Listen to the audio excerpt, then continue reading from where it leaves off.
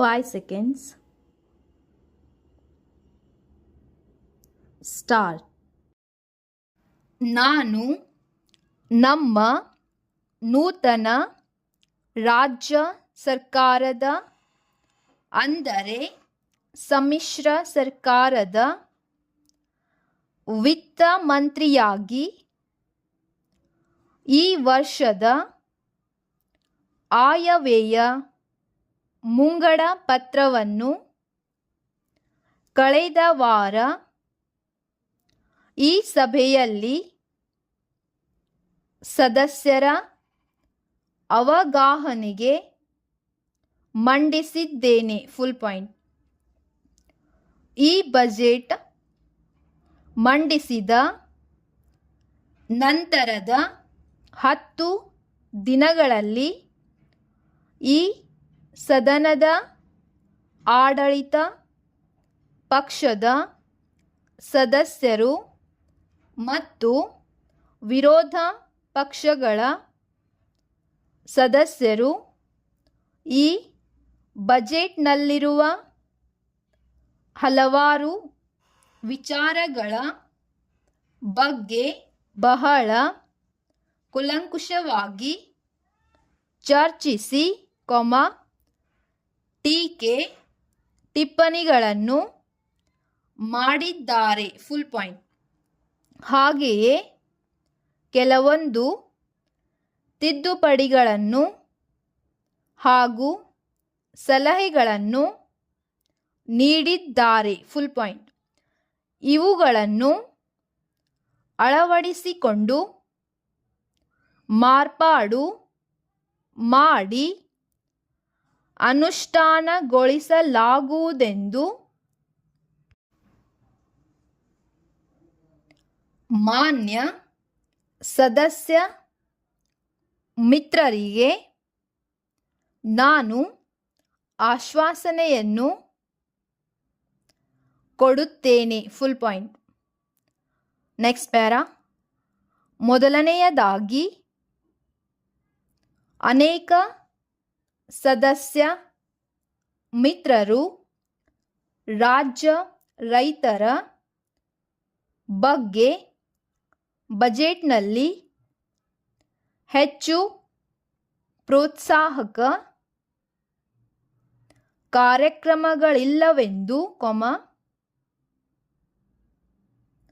ಅದರ ಬಗ್ಗೆ ಗಮನ ಹರಿಸಬೇಕೆಂದು ಹೇಳಿದ್ದಾರೆ. Full point. ನಾವು ಚುನಾವಣೆಗೆ ಹೋದಾಗ ಮೊದಲ ಆದ್ಯತೆಯನ್ನು ಈ ನಾಡಿನ ಬೆನ್ನೆಲುಬಾದ ರೈತರ ಸಂಕಷ್ಟ ಪರಿಹರಿಸಲು ಬದ್ಧವೆಂದು ಹೇಳಿದ್ದೆವು. Full point. ಅದರಂತೆ ಈ ಬಜೆಟ್ನಲ್ಲಿ ಹಲವಾರು ರಿಯಾಯಿತಿಗಳನ್ನು ಹಾಗೂ ರೈತರ ಬೆಳೆಗೆ ತಕ್ಕಂತೆ ಅನುಕೂಲಕರವಾದ ಯೋಜನೆಗಳನ್ನು ಪ್ರಕಟಿಸಿ ಅದಕ್ಕೆ ಸಾಕಷ್ಟು ಹಣಕಾಸು ತೆಗೆದಿಟ್ಟಿದ್ದೇವೆ. Full point. ಮುಖ್ಯವಾಗಿ ಕಳೆದ 4 ವರ್ಷಗಳ ಕಾಲ ರಾಜ್ಯವನ್ನು ಮಳೆ ಇಲ್ಲದೆ ಬರಗಾಲ ಕಾಡಿತ್ತು. Full point. ಇದರಿಂದ ನಮ್ಮ ರೈತಾಪಿ ವರ್ಗ ಸಾಕಷ್ಟು ಸಂಕಷ್ಟವನ್ನು ಅನುಭವಿಸಿತು. Full point. ಇದನ್ನು ಗಮನದಲ್ಲಿಟ್ಟುಕೊಂಡು ರೈತರಿಗೆ ಬೀಜ ಗೊಬ್ಬರಗಳನ್ನು ರಿಯಾಯಿತಿ ದರದಲ್ಲಿ ಸರ್ಕಾರದ ಕೃಷಿ ಇಲಾಖೆ ಹಾಗೂ ಇದರ ಅಂಗ ಸಂಸ್ಥೆಗಳ ಮೂಲಕ ವಿತರಿಸಲು ಕ್ರಮ ಕೈಗೊಳ್ಳಲಾಗಿದೆ. Full point. ಅಲ್ಲದೆ ರೈತರು ಸಹಕಾರ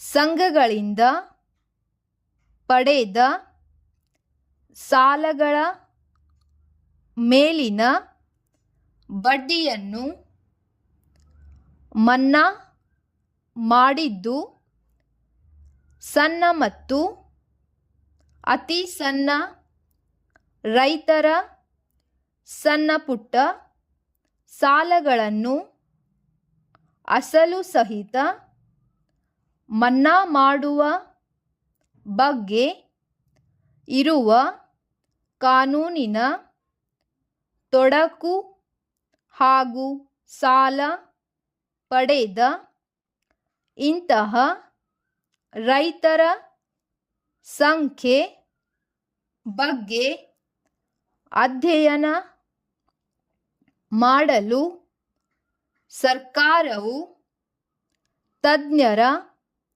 ಸಮಿತಿಯೊಂದನ್ನು ಶೀಘ್ರವಾಗಿ ನೇಮಿಸಿ ಅದರ ವರದಿ ಬಂದ ನಂತರ ಸೂಕ್ತ ಕ್ರಮ ಕೈಗೊಳ್ಳಲಾಗುವುದು